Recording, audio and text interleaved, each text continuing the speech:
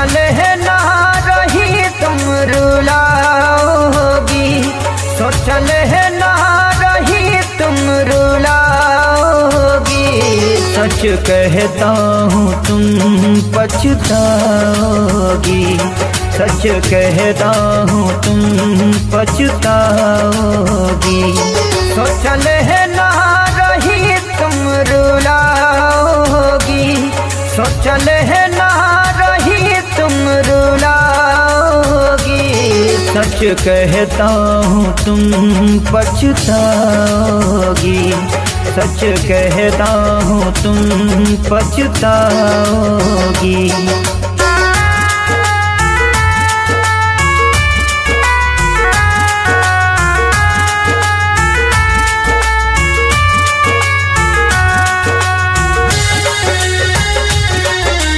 Presented by Fast Music.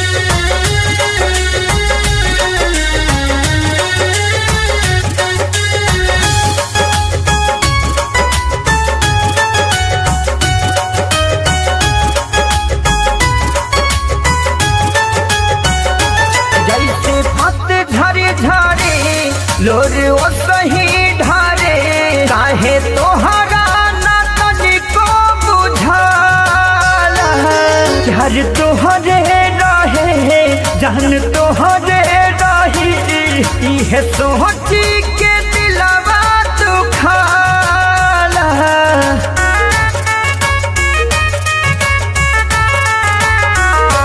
जैसे पतझड़ झारे लोर वो सही ढारे, काहे तोहरा ना तनिको बुझाला।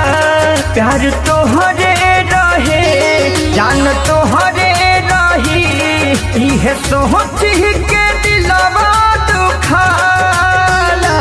जियब का तोहरा बिन कैसे काटी हमर दिन,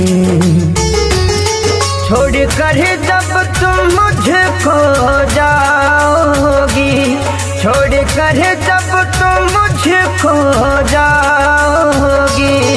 तो मेरे बिना न रह पाओगी, तुम तो मेरे बिना न रह पाओगी। सोचल है ना रही तुम रुलाओगी, सोचल है ना रही तुम रुलाओगी। सच कहता हूँ तुम पछताओगी, सच कहता हूँ तुम पछताओगी।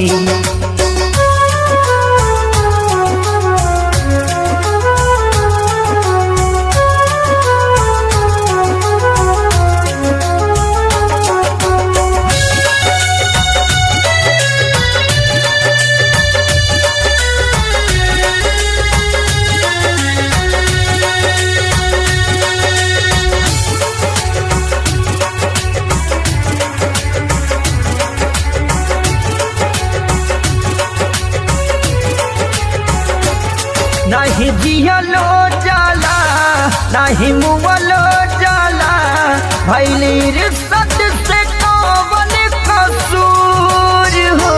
कहलू संग ही जियाब कहलू संग ही मरब, तो काहे हो गइलू हमारा से दूर हो।